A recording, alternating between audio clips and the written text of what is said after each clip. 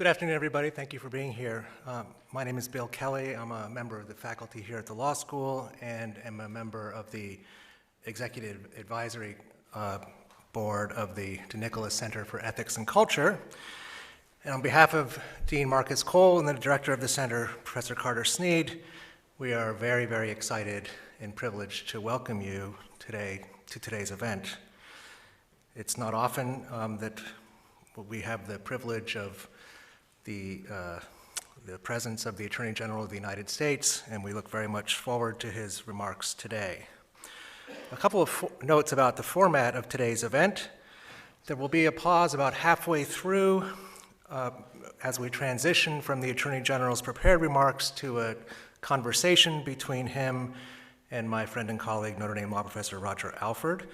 Please remain seated during this time, as guests who leave the courtroom will not be readmitted. Another reminder, please no photography or videography during this event. And finally, in the spirit of Dean Cole's message this week to the law school community, we remind you to please be respectful of our speaker and our guests today. If there are disruptions, you will be asked to sit and possibly to leave the courtroom. It's now my pleasure to introduce Tom Iannucci, who will be introducing today's guest. Thomas Iannucci is a litigation partner in the Washington, D.C. office of the law firm Kirkland & Ellis. He is chair emeritus of the Kirkland Firm-Wide Executive Management Committee. He was a member of that committee since 1995 and served the maximum 3 terms as chair of the firm's committee, beginning in 2001 when the position was created. He is an adjunct professor of trial advocacy at Georgetown University Law Center. For our purposes today, it's important to note that he is a double domer, one of our most distinguished alumni and a longtime great friend to many at this law school, and we're enormously grateful for his friendship and support over the years. So I will get out of the way now. Tom Iannucci.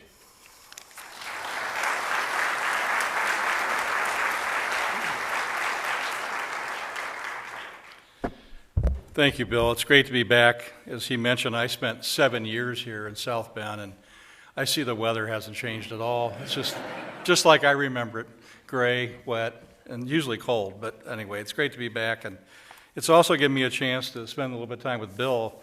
We used to get together on most weekends, but last couple of weeks he's been tied up. I don't know what he's up to, but apparently he's got other things that are more important. But let me tell you a little bit about Bill. I mean, we all know him in terms of his status as the Attorney General, but you know, he was born in Manhattan, raised there. He went to the local parochial school. He then went to the prestigious Horace Mann School, where he took the subway back and forth to his classes. He then enrolled at Columbia, where both of his parents taught at various points in time. His major was Chinese studies, and we're contemporaries. And I can tell you in 69 through 71, nobody majored in Chinese studies, but Bill did, because he thought then they might be our enemy. So he was prescient in terms of his major. That's a hard road to go. When he left, he came to the CIA in Washington and worked as an analyst. His mother had told him, you need to get a profession, so he enrolled at night school at GW. And when he graduated, he clerked in the DC circuit for Malcolm Wilkie, and then he joined private practice. After doing that for a while, he was in the Reagan White House, and as you know, he was also at Department of Justice, and he was unanimously confirmed for 3 different positions at Justice, a different time, you know, for Office of Legal Counsel, Deputy Attorney General, and the Attorney General. From there, he went into private practice for a short while, and then in telecommunications for about 15 years, notably being the general counsel of Verizon in New York City for several years. I then recruited him back to Kirkland, but he only lasted 6 months because he said he couldn't stand to see his BlackBerry vibrate, and he wasn't used to keeping his time in 15-minute segments. So he left us and he joined boards. We remained close friends, and then I got him to come back to Kirkland in 17, but he left when, for the 3rd or 4th time, he was asked by the Trump administration to serve, and he took that job. Now that's what he's done. It's quite a bit, but this is who he is. He's a person of deep faith, and his faith is fully informed by reason and the teachings of the church. He loves to debate Augustine principles, Thomas, any of the early church leaders. He is an informed, committed Catholic in the best sense of the word. He engages in his faith, and it's a central part of who he is. He also is a bit of a polymath. You know, Bill is an expert on everything, and I've told people who've gone to work for him recently, the one thing you need to know about Bill is he has a strong opinion about everything, and it could range from the color you should paint your office to what kind of mustard you should have on your hamburger. There's only one kind, and he'll tell you what it is. But I traveled with him once to Scotland, and we were in some lodge by one of the locks over there, and we were having dinner, and he's looking around, and I said, "What's the matter?" He said, "Well," he asked the owner to come over. He said, "I noticed the walls are this green. Is this card room green, or is this green smoke by Farrow and Ball?" And the owner's like, "What are you talking about?" He didn't even know. And he said, "Well, the opacity suggests to me it's card room green," which is, this is what it's like to travel with him. He's designed his own house, he picks his own furniture, but he has a wide range of interest, and we're lucky to have someone like that serving our country. He's also very loyal to his family and friends, deeply committed. All three of his daughters became lawyers. My three children all said, "We're not going to be a lawyer precisely because you are," but they all wanted to be one because of Bill, and he's so devoted to them. And part of his connection to Notre Dame, he may mention this, is his daughter went here and graduated in '06, Meg, but she had to fight a very serious illness, and Notre Dame touched Bill and his family very deeply through the course of that tough time. Finally, he has a real commitment to public service. So he spent 10 years previously to this term now as Attorney General in public service. He spent 10 years in private practice, 15 years in telecommunications. But I, as his close friend, can tell you, he did not want to go back into the government. He was very happy. He had, earned his point where he had set up his family. He was enjoying being around his grandkids. But on the third try, he felt that the Department of Justice, there was a problem there. There had been a lot of issues. You remember the Attorney General Sessions had resigned. There was an interim Attorney General, and Bill felt it was incumbent upon him to step forward and serve again. It was not easy, but I think it's remarkable that he did it, and you've all seen him. Whether you agree with him or not, he is a person of great integrity, and he reaches his decisions on his own. And in a time where there's so much incivility and hostility in our national debate, I'm glad we have someone who's willing to take the job nonetheless, someone who is so well prepared and so committed to his country and his principles. We need that wherever you are on the spectrum. So without further ado, Bill, I'd ask you to come up and address us.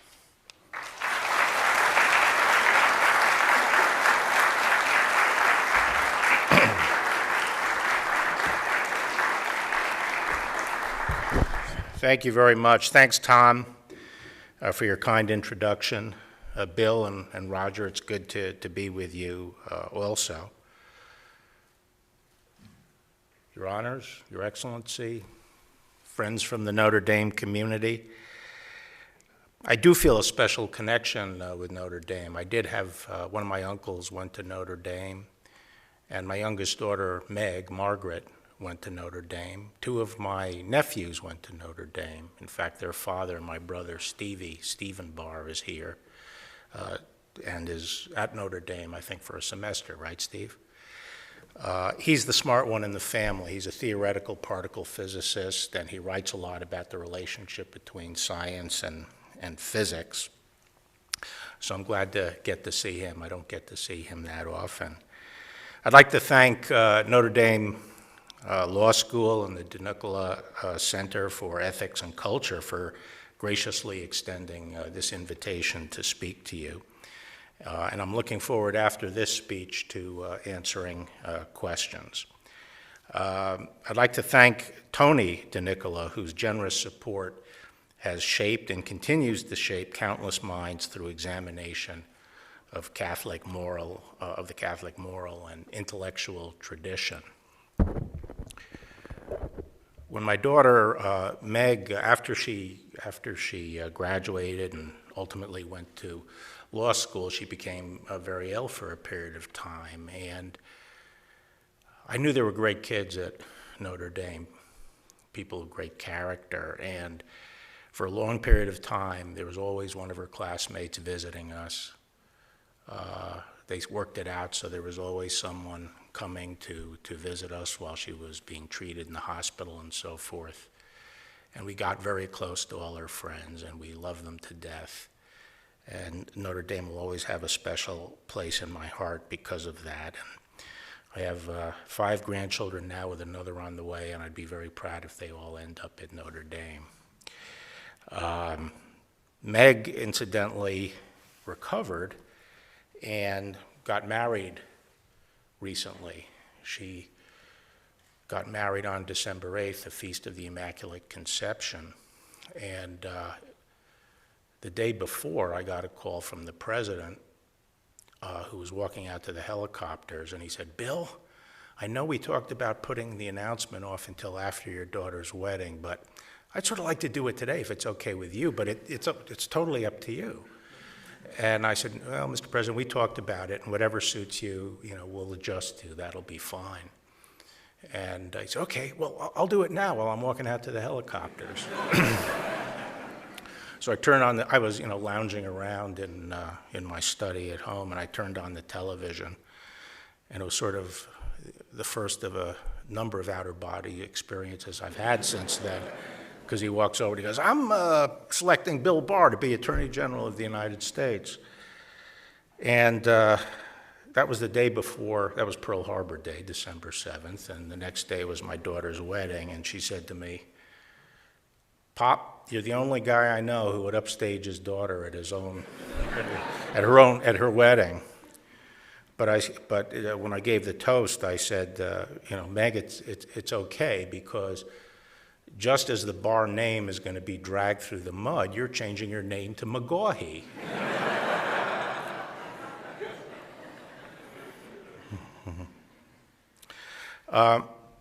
Today I would like to share some thoughts with you about religious liberty in America. It's an important priority in this administration and for this Department of Justice. We've set up a task force within the department in which all the various components that have equities in this area, the Solicitor General's office, the Civil Division, the Office of Legal Counsel, and other offices are all represented. And we have regular meetings, and we keep an eye out for cases or events around the country where states are misapplying the Establishment Clause in a way that discriminates against people of faith, or cases where states adopt laws that impinge upon the free exercise of religion. From the founding era onward, there was strong consensus about the centrality of religious liberty in the United States. The imperative of protecting religious freedom was not just a nod in the direction of piety. It reflects the framers' belief that religion was indispensable to sustaining our free system of government. In his renowned 1785 pamphlet, Memorial and Remonstrance Against Religious Assessments, James Madison described religious liberty as a right towards men, but a duty towards the Creator, and a duty precedent, both in order of time and degree of obligation, to the claims of civil society. It has been over 230 years since that small group of colonial lawyers led a revolution and launched what they viewed as a great experiment, establishing a society fundamentally different than anything that had come before. They crafted a magnificent charter of freedom, the United States Constitution, which provides for limited government while leaving the people broadly at liberty to pursue their lives both as individuals and through their free associations. This quantum leap in liberty has been the mainspring of unprecedented human progress, not only for Americans, but for people around the world. In the 20th century, our form of free society faced a severe test. There's always been the question whether a democracy so solicitous of individual freedom could stand up against the regimented totalitarian state. That question was answered with a resounding yes, as the United States stood up against and defeated first fascism and then communism. But in the 21st century, we face an entirely different kind of challenge. The challenge we face is precisely what the Founding Fathers foresaw would be the supreme test of a free society. They never thought that the main danger to the Republic would come from external foes. The central question was whether, over the long haul, we the people could handle freedom. The question was whether the citizens in such a free society could maintain the moral discipline and virtue necessary for the survival of free institutions. By and large, the founding generation's view of human nature was drawn from the classical Christian tradition. These practical statesmen understood that individuals, while having the potential for great good, also had the capacity for great evil. Men are subject to powerful passions and appetites, and if unrestrained, are capable of ruthlessly riding roughshod over their neighbors and the community at large. No society can exist without some means of restraining individual rapacity. But if you rely on the coercive power of the government to impose those restraints, the framers believed, this would inevitably lead to a government that is too controlling, and you would end up with no liberty, just tyranny. On the other hand, unless you had some effective restraint, you end up with something equally dangerous: licentiousness, the unbridled pursuit of personal appetites at the expense of the common good. This is just another form of tyranny, where the individual is enslaved by his appetites and the possibility of any healthy community life crumbles. Edmund Burke summed up this point in his typically colorful language.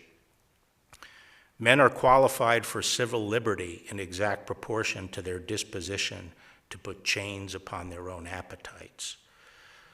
Society cannot exist unless a controlling power be placed somewhere, and the less of it there is within, the more of it there must be without.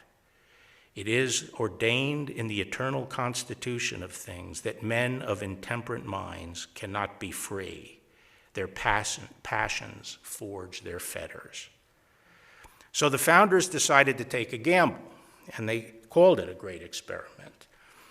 They would leave the people broad liberty, they would limit the coercive power of the government, and they would place their trust in the self-discipline and virtue of the American people.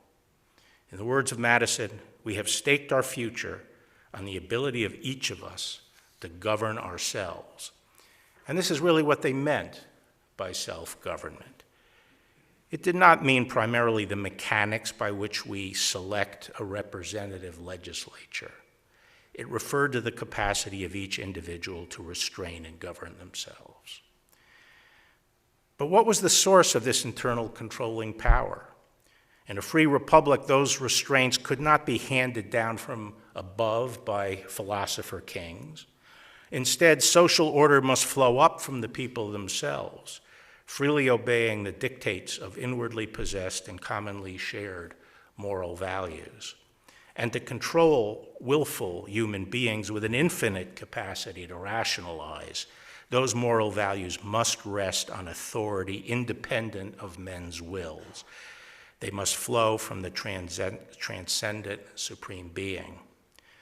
In short, in the framers' view, free government was only suitable and sustainable for a religious people, a people who recognized that there was a transcendent moral order antecedent to both the state and to man-made laws, and had the discipline to control themselves according to those enduring principles. As John Adams put it, "We have no government armed with the power which is capable of contending with human passions unbridled by morality and religion. Our Constitution was made only for a moral and religious people. It is wholly inadequate for the government of any other." And as Father John Courtney Murray observed, the American tenet was not that free government is inevitable, only that it is possible, and that its possibility can be realized only when the people as a whole are inwardly governed by the recognized imperatives of the universal moral order. Well, how does religion promote moral discipline and the virtue needed to sustain free government? Well, first, it gives us rules to live by. The founding generation were Christians, and they believed that the Judeo-Christian moral system corresponds to the true nature of man. And those rules speak to man and fulfill man both in his private spiritual life and in his communal life. Those moral precepts start, of course, in Christianity with the two great commandments: to love God with your whole heart, soul, and mind, and to love thy neighbor as thyself. But they also include the guidance of natural law, a real transcendent moral order which flows from God's eternal law, the divine wisdom by which the whole of creation is ordered. The eternal law is impressed upon and reflected in all created things. And from the nature of things we can, through reason and experience, discern standards of right and wrong that exist independent of human will. Now, modern secularists dismiss this idea of morality as sort of otherworldly superstition imposed by a killjoy clergy. But in fact, Judeo-Christian moral standards are the ultimate utilitarian rules for human conduct. They reflect the rules that are best for man, not in the by and by, but in the here and now. They are like God's instruction manual for the best running of man and the best operation of human society. And by the same token, violations of these moral laws have bad real-world consequences for man and for society. We may not pay the price immediately, but over time, the harm is real. Religion also helps promote moral discipline within society. We're all fallen. We don't automatically conform our conduct to moral rules, even when we know that they are good for us. But religion helps teach, train, and habituate people to want what is good. It does not do this primarily by formal laws, that is, by coercive power. It does this through moral education and by framing society's informal rules, the customs and traditions which reflect the wisdom and experience of the ages. In other words, religion helps frame a moral culture within society that instills and reinforces moral discipline. I think we all recognize, that over the past 50 years, religion has been under increasing attack.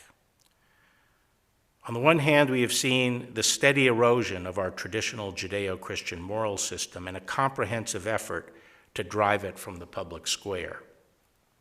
On the other hand, we see the growing ascendancy of secularism and the doctrine of moral relativism. By any honest assessment, the consequences of this moral upheaval have been grim. Virtually every measure of social pathology continues to gain ground. In 1965, the illegitimacy rate was 8%. The last time I was Attorney General, in 1992, it was at 25%. Today, it is at over 40%, and that's the national average. In many of our large urban areas, as we know, it is well over 70%. Along with the wreckage of the family, we are seeing record levels of depression and mental illness. Dispirited young people soaring suicide rates, increasing numbers of angry and alienated young males, an increase in senseless violence, and a deadly drug epidemic. As you know, over 70,000 people die a year from drug overdoses. That is more casualties in a year than we experienced during the entire Vietnam War. I won't dwell on the bitter results of the new secular age. Suffice it to say that the campaign to destroy the traditional moral order has coincided, and I believe has brought with it immense suffering and misery.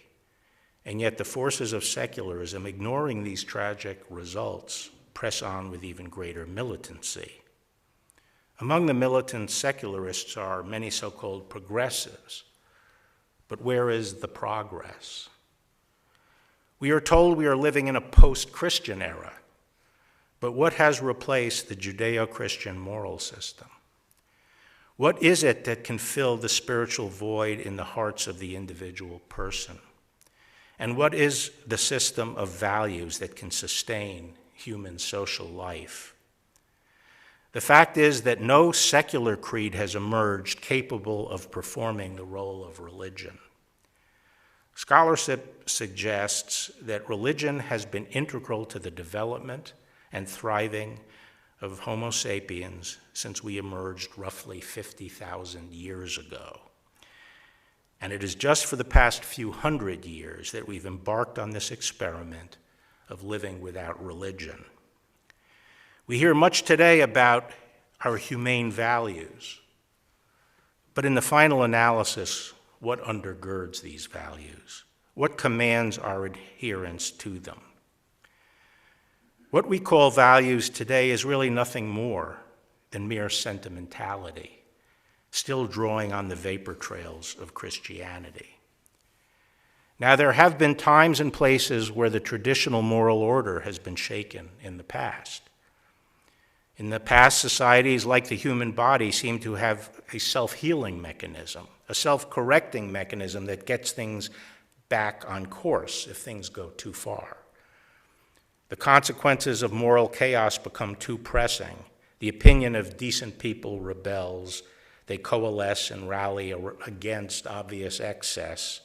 Periods of moral retrenchment follow periods of excess. This is the idea of the pendulum. And we've all thought to ourselves, after a while, the pendulum will swing back. But today we face something different that may mean that we cannot count on the pendulum swinging back. First is the force, fervor, and comprehensiveness of the assault on organized religion we are experiencing today. This is not decay. This is organized destruction. Secularists and their allies have marshaled all the forces of mass communication, popular culture, the entertainment industry, and academia in an unremitting assault on religion and traditional values. These instruments are used not only to affirmatively promote secular orthodoxy, but also to drown out and silence opposing voices and to attack viciously and hold up to ridicule any dissidents. One of the ironies, as some have observed, is that the secular project has itself become a religion pursued with religious fervor. It is taking on all the trappings of religion, including inquisitions and excommunication. Those who defy the creed risk a figurative burning at the stake, social, educational, and professional ostracism, and exclusion waged through lawsuits and savage social media campaigns. The pervasiveness and the power of our high-tech popular culture fuels apostasy in other ways. It provides an unprecedented degree of distraction. Part of the human condition has been that there usually has been no way to avoid the big questions that stare us in the face. Are we created, or are we purely material accidents? Does our life have any meaning or purpose? But as Blaise Pascal observed, instead of grappling with these questions, many human beings are easily distracted from thinking about the final things. And indeed, we now live in the age of distraction, where we can envelop ourselves in a world of digital stimulation and universal connectivity. And we have almost limitless ways of indulging all our physical appetites. There's another modern phenomenon that is suppressing society's self-corrective mechanism that's making it harder for us to restore ourselves. In the past, when societies are threatened by moral chaos, the overall social costs of licentiousness and irresponsible personal conduct become so high that society ultimately recoils and reevaluates the path it is on. But today, in the face of all the increasing pathologies, instead of addressing the underlying cause, we have cast the state in the role of the alleviator of bad consequences. We call on the state to mitigate the social costs of personal misconduct and irresponsibility. So the reaction to growing illegitimacy is not sexual responsibility, but abortion. The reaction to drug addiction is safe injection sites. The solution to the breakdown of the family is for the state to set itself up as an ersatz husband for the single mother and an ersatz father for the children. The call comes for more and more social programs to deal with this wreckage. And while we think we're solving problems, we are underwriting them. We start with an untrammeled freedom, and we end up as dependents of a coercive state on whom we depend. Interestingly, this idea of the state as the alleviator of bad consequences has given rise to a new moral system that goes hand in hand with the secularization of society. It can be called a system of macro-morality, and in some ways it is an inversion of Christian morality. Christianity teaches a micro-morality. We transform the world by focusing on our own personal morality and transformation. The new secular religion teaches macro-morality. One's morality is not gauged by their private conduct, but rather their commitment to political causes and collective action to address various social problems. This system allows us not to worry so much about the strictures on our own private lives, because we can find salvation on the picket line. We can signal our finely tuned moral sensibilities by participating in demonstrations on this cause or on that. Something happened recently that crystallized this difference between these competing moral systems. I was attending Mass at a parish I did not usually attend in Washington, D.C. And at the end of Mass, the chairman of the Social Justice Committee got up to give his report to the parish. And he pointed to the growing homeless problem in D.C. and explained that more mobile soup kitchens were needed to feed them. This being a Catholic church, I expected him to call for volunteers to go out and provide for this need as volunteers. But instead, he recounted all the visits that the committee members had made to the DC government to lobby for higher taxes and more spending to fund mobile soup kitchens. A third phenomenon which makes it difficult for the pendulum to swing back is the way the law is being used as a battering ram to break down traditional moral values and to establish moral relativism as the new orthodoxy. Law is being used in a couple of ways. First, either through legislation, but more frequently through judicial interpretation, the forces of secularism have been continually seeking to eliminate laws that reflect traditional moral norms. At first, this involved rolling back laws that prohibited certain kinds of conduct, hence the watershed decision legalizing abortion, and since then the legalization of euthanasia, and the list goes on, as we all know. More recently, we have seen the law used aggressively to force religious people and entities to subscribe to practices and policies that are antithetical to their faith. The problem is not that religion is being forced on others. The problem is that irreligion is being forced. Secular values are being forced on people of faith. This reminds me of the way Roman emperors just couldn't leave the minority of Christians in the empire alone, although they were loyal to the emperor. They couldn't leave them in peace. They would mandate that they had to violate their conscience by offering religious sacrifice to the emperor as a god. Similarly today, militant secularists do not have a live and let live spirit. They are not content to leave religious people alone to practice their faith. Instead, they seem to take delight in compelling people to violate their conscience. For example, the last administration sought to force religious employers, including Catholic religious orders, to violate their sincerely held religious views by funding contraceptive and abortifacient coverage in their health plans. And similarly, recently, California has sought to require pro-life pregnancy centers to provide notices of abortion rights. This refusal to accommodate the free exercise of religion is relatively recent. Just 25 years ago, there was a broad consensus in our society that our laws should accommodate religious belief. In 1993, Congress passed the Religious Freedom Restoration Act. The purpose of the statute was to promote maximum accommodation to religion when the government adopted broad policies that might impinge on religious practice. And at the time, this was not controversial.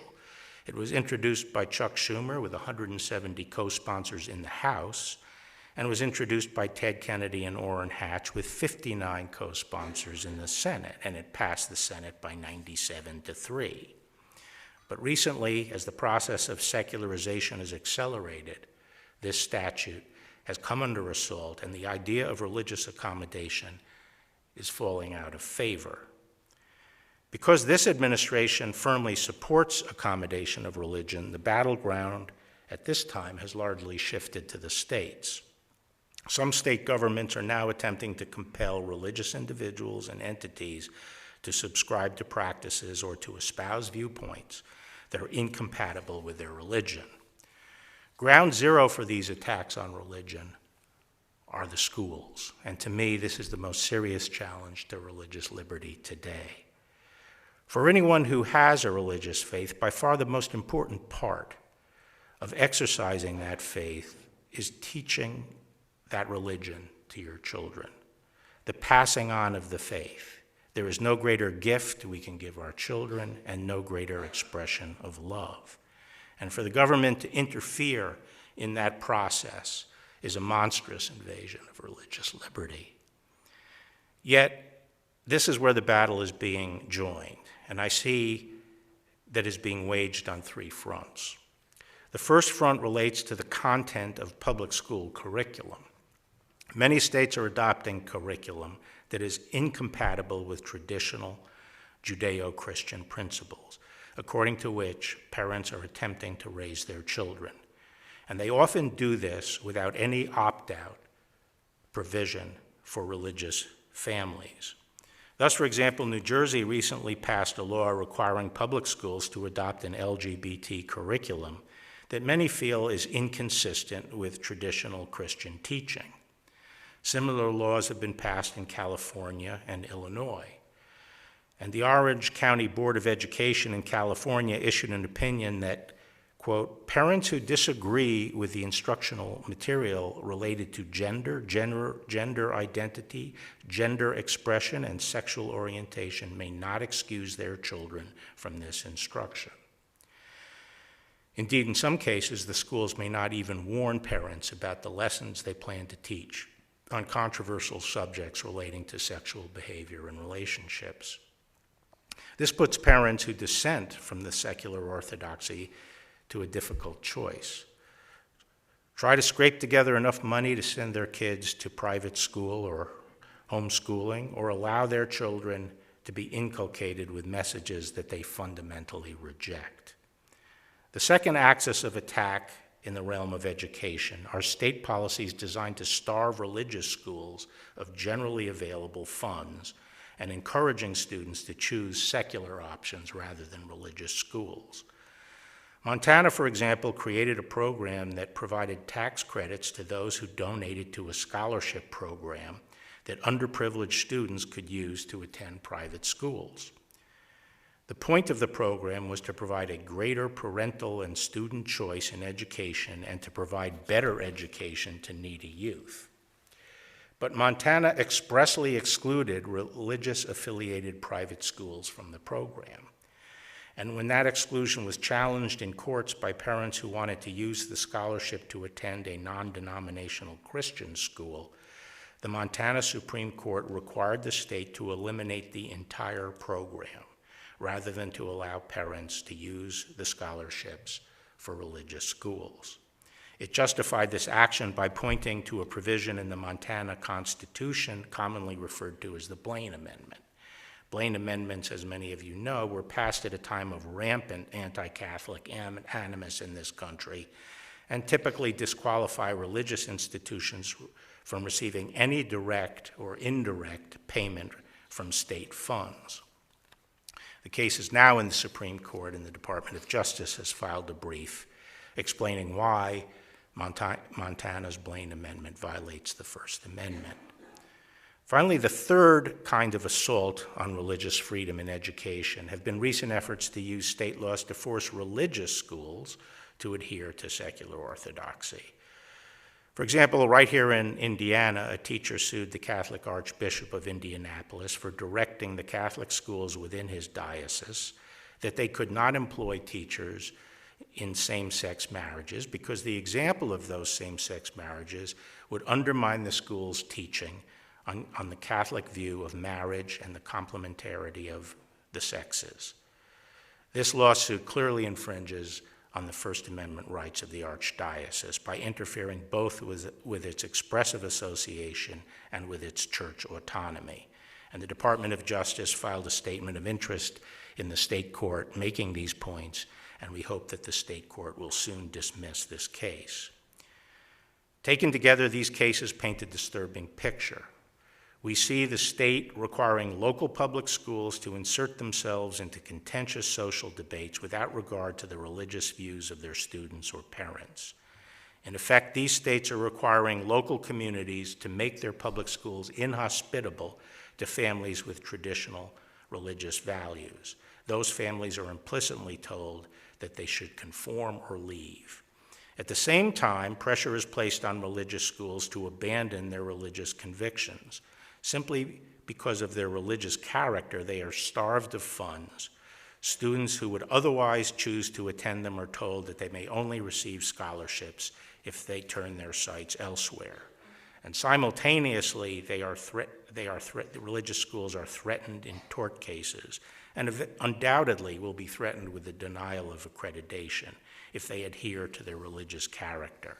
If these measures are successful, those with religious convictions will become still more marginalized.